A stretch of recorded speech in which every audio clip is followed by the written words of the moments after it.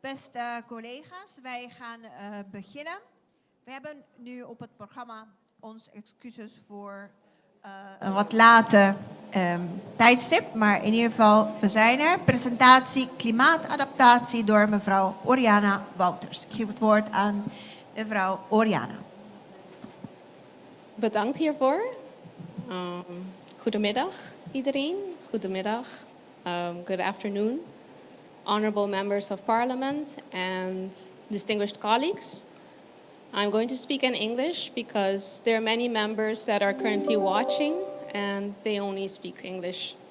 You can ask me your questions in Dutch if you want, but I will always answer in English.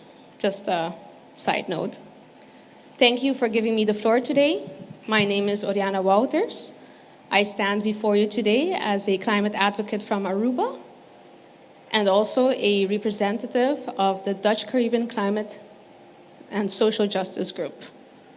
We are an informal but deeply committed network that emerged after the Climate Justice Camp in St. Martin in 2024.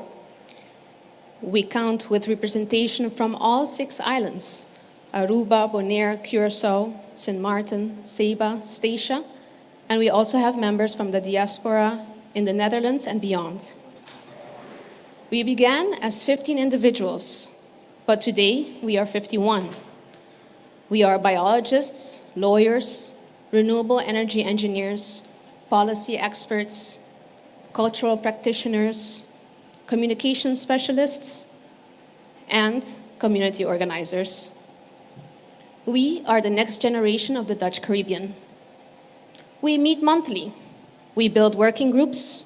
We share expertise. We amplify each other's voices. We support governments when invited. And we remain committed to justice within the kingdom. Not against the kingdom, but for a stronger kingdom. Climate change is no longer an existential threat that lurks on the horizon. It is here. According to the Royal Dutch Institute of Meteorology and the International Panel on Deltas and Coastal Areas, climate scenarios for Aruba indicate that by 2050, our island will be between 0.8 and 1.3 degrees Celsius warmer in 2050. By 2100, this will raise up to 3.3 degrees warmer. The heat season, which was once limited to only 3 months, is projected to expand to 7 months of the year. But if you go outside today and ask someone that's working outside or an elderly person who knows our climate, they will tell you that that number is currently at 5 months of the year.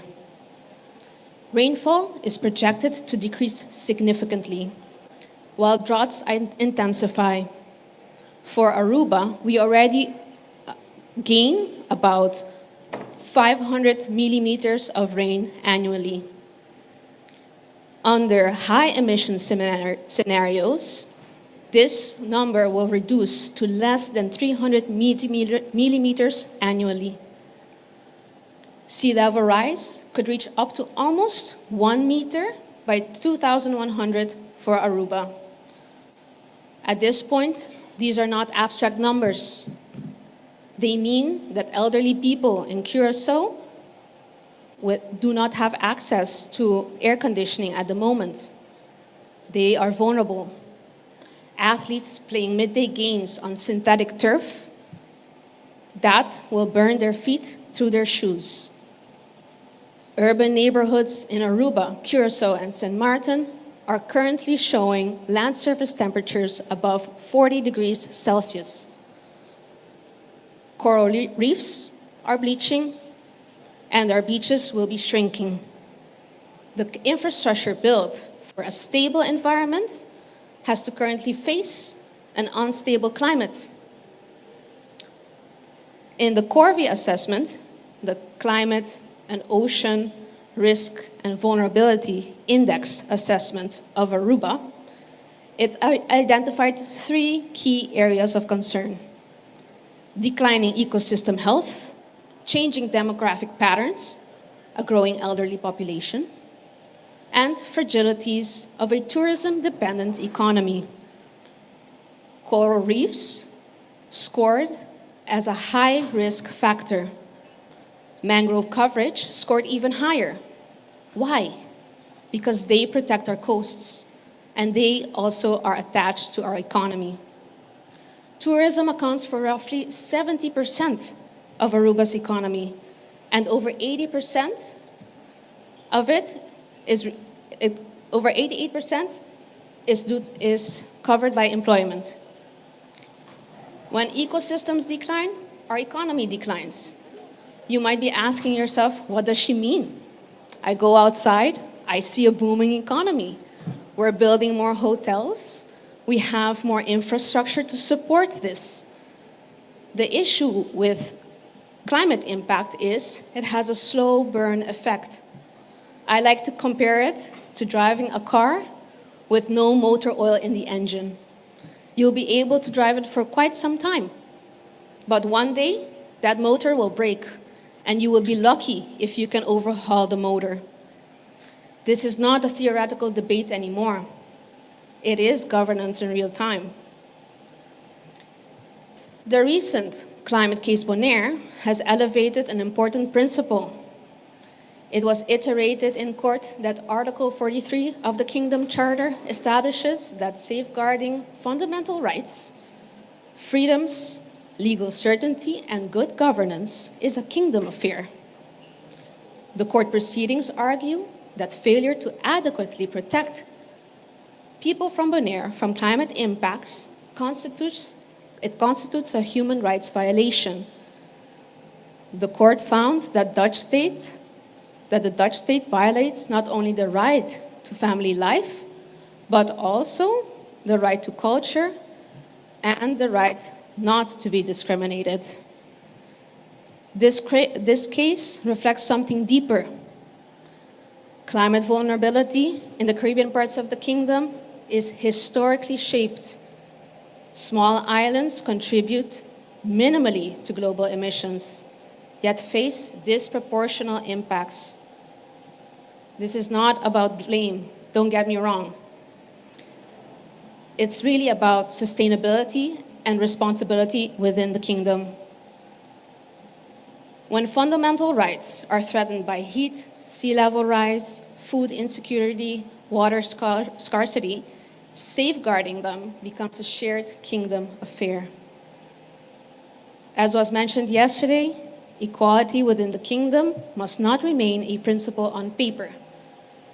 It is time that this responsibility is fulfilled before other cases such as Bonaire's climate case are brought to court.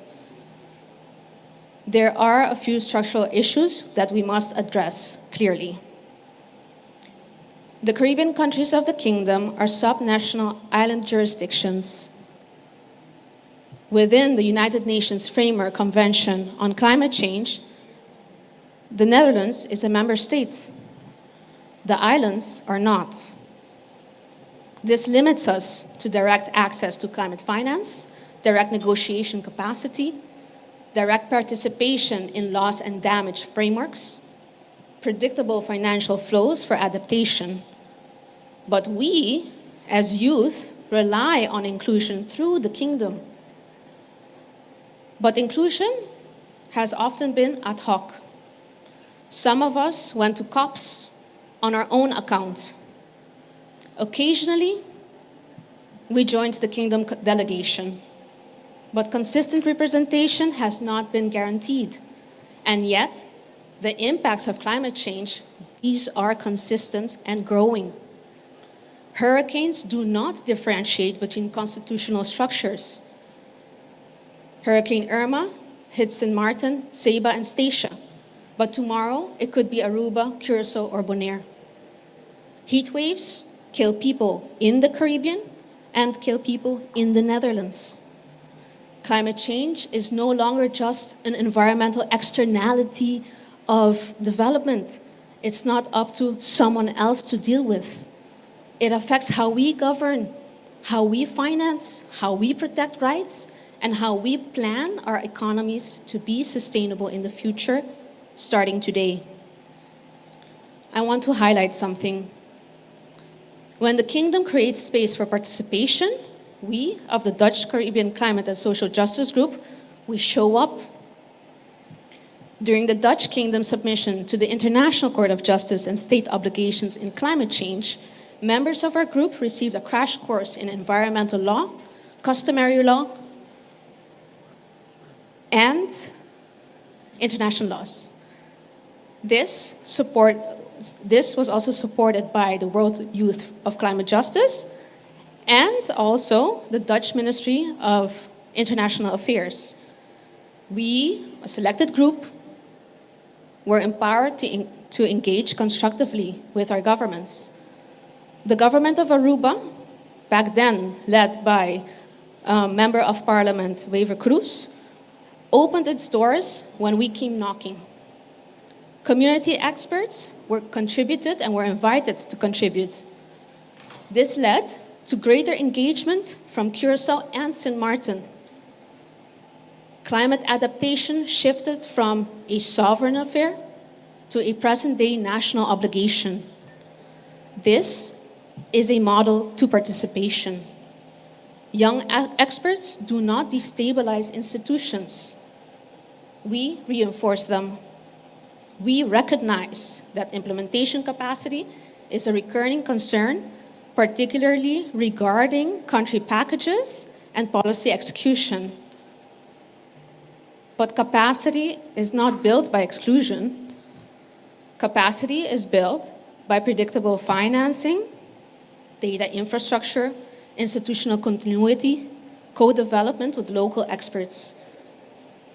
The Corvée report recommends investing in ecosystem restoration, creating inclusive spatial development plans, strengthening economic resilience. The Royal Dutch Institute of Meteorology and the IPDC, their scenarios indicate that there is a way that we can strengthen participation in the country, in the kingdom.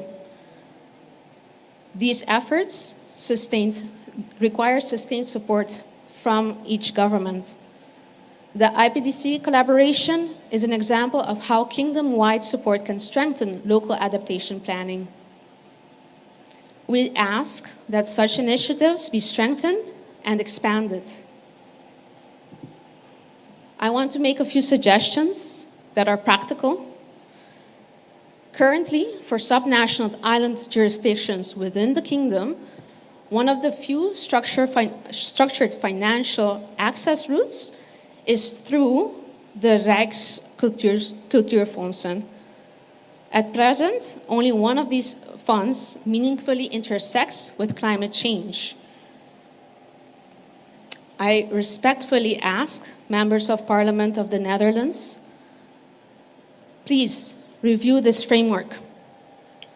A small legislative amendment or a policy amendment could explicitly include climate mitigation and climate adaptation as an eligible objective within the cultural funds.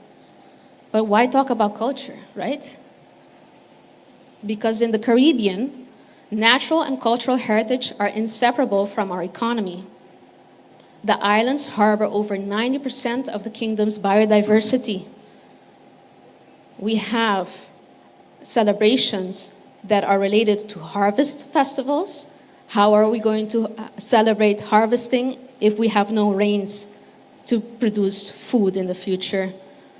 Our coral reefs protect our coastlines and they sustain fisheries, diving tourism. Our mangroves reduce flooding and regulate erosion. Our beaches sustain tourism. Our landscapes carry historical memory.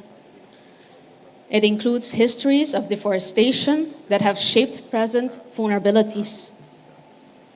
By recognizing climate change action as part of cultural heritage protection, you will enable local community-based adaptation projects grounded in identity and stewardship. I'm not requesting expansion of bureaucracy. It is alignment of policy with reality. We are not here to criticize. We are here to contribute to your efforts. We, as young experts that come together, are your resources. I'm not the leader of the group. Don't be mistaken. Today I speak, but tomorrow it may be someone else. Chermer Bomba, Terence Ching, Kjeld Kroon, Reddy Samtani, Francine Zegers, or Jerome de la Cruz. We represent the next generation of the kingdom. We believe in collaboration and shared responsibility. We believe in thriving in a changing climate. We don't just want to survive, but you hold the levers. You can improve participation mechanisms for us. The Netherlands has many frameworks to youth participation. You can also ensure predictable climate finance access, strengthen data infrastructure, making it more open access. You can also amend current funding frameworks, safeguard the adaptation programs that are ongoing but are in jeopardy. And lastly, you can enable structured representation at COPs, because let's be honest, how else are we to improve our capacity in climate negotiations if we do not benefit of COP experiences? Article 43 reminds us that safeguarding rights is a shared kingdom responsibility.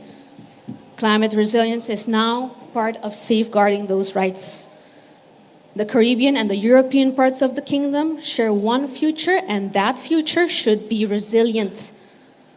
When we strengthen resilience in the Caribbean islands, we strengthen resilience in the whole kingdom. Let's cooperate. Let's structure cooperation between youth experts that are not within government.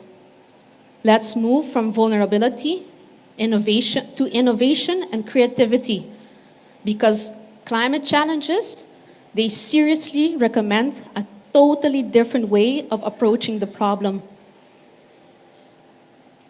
We have to move from reactive policy to anticipatory governance.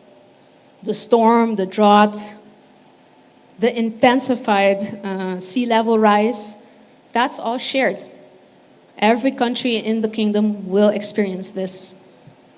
So why not share the solutions as well within the community, tapping into other groups such as ours, because there are many, from architects to farmers to engineers. Let's do this together. Please ask me any question you would like. I thank you for your attention.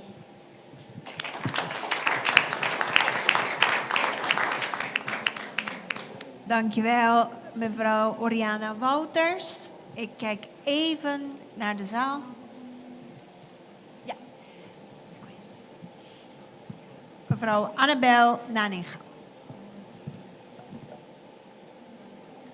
Ik zet hem uit in plaats van aan. Ja, dank u wel. Thank you. Let me adjust the microphone. Graag gedaan. Thank you so much. It's always great to see young people taking an interest in their surroundings and in the policies of the country where they live. I agree with you on the point that radical new approach is needed when it comes to reducing CO2 and climate change. How do you and the group that you represent feel about nuclear power? And I understand that a full nuclear power plant on one of those islands might not be possible or the best idea, but you also have the smaller SMR nuclear plants. The Rolls-Royce produces them, for instance. How do you feel about that as a part of the solution? We would need more experts that are versed in nuclear power, because at the moment the numbers are limited on the islands. That is to start. Additionally, the space and the waste problem that comes with nuclear energy. How would we tackle that on the islands? Because currently we already have a difficulty managing our solid waste and our wastewater. So in that regard, we would have to think with the use of experts, how could this structurally be introduced? Perhaps introducing feasibility studies in the matter. If you allow me a follow-up question, so you're not absolutely opposed to the idea, just you have doubts about the possibilities. Apart from the possibilities is also obtaining this nuclear energy. So there are many environmental connotations that come with obtaining nuclear energy. So I would say that the majority of the group would be opposed, yes. Thank you. Alright, dank u wel. Aangezien de tijd hebben we toch ruimte voor mevrouw Stephanie Sievinger. En daarna nog...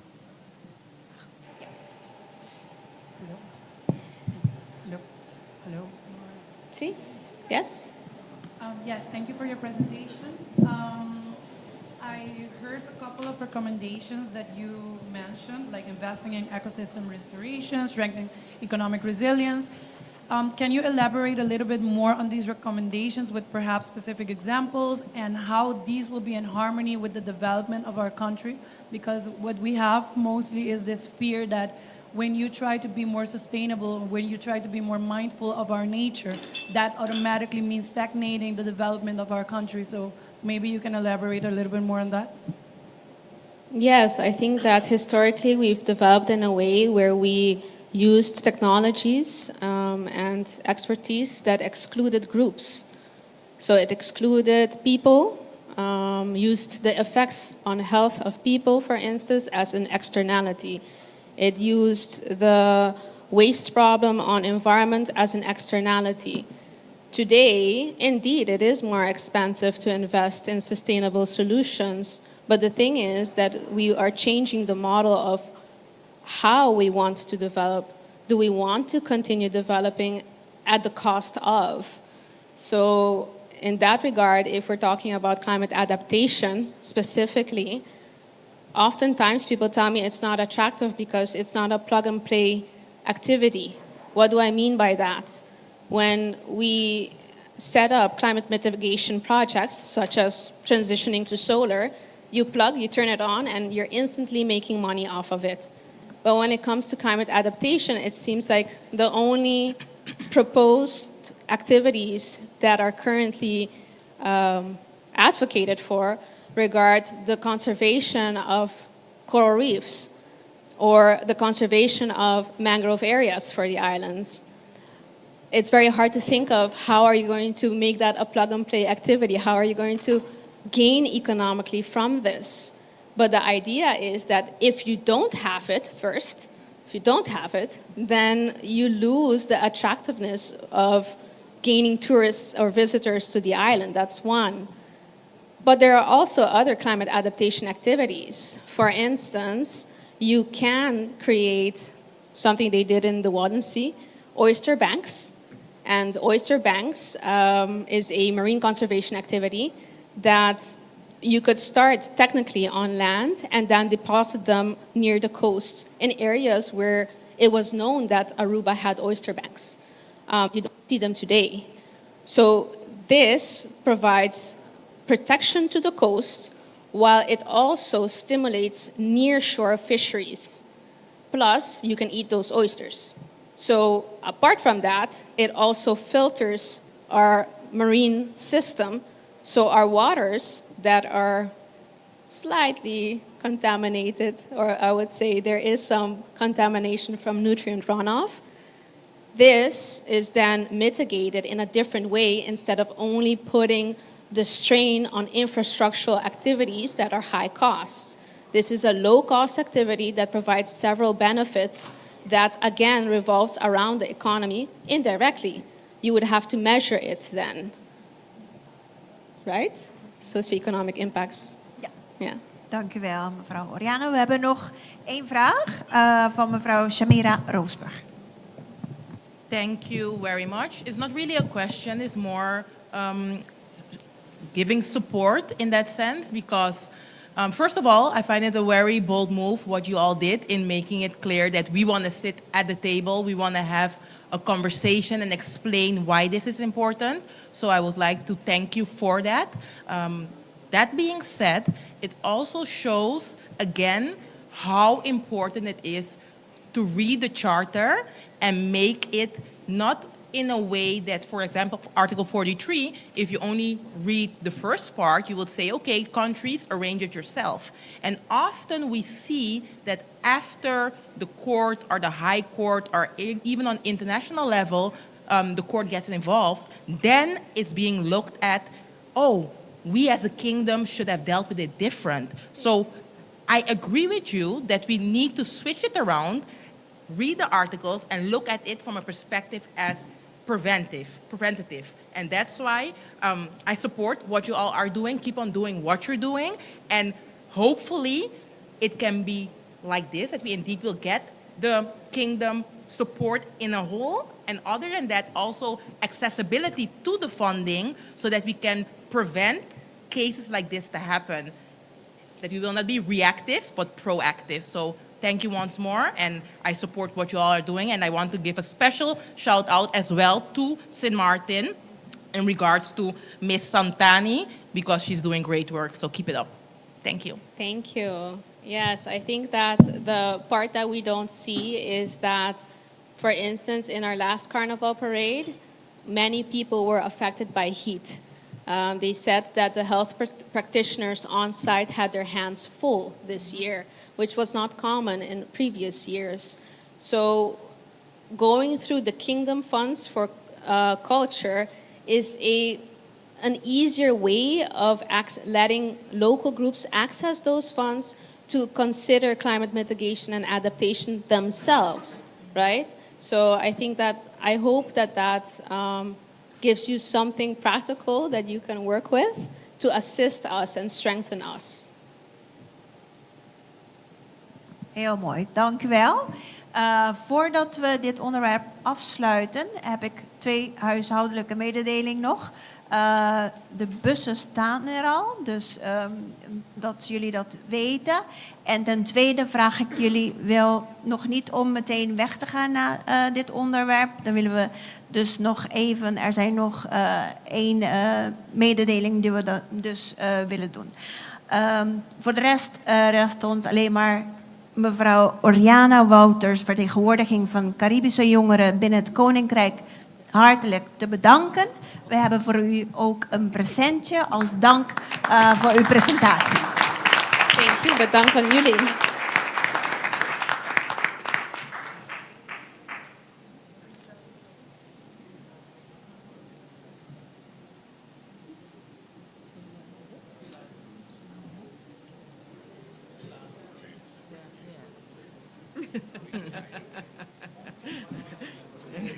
For the people who always late, quickly.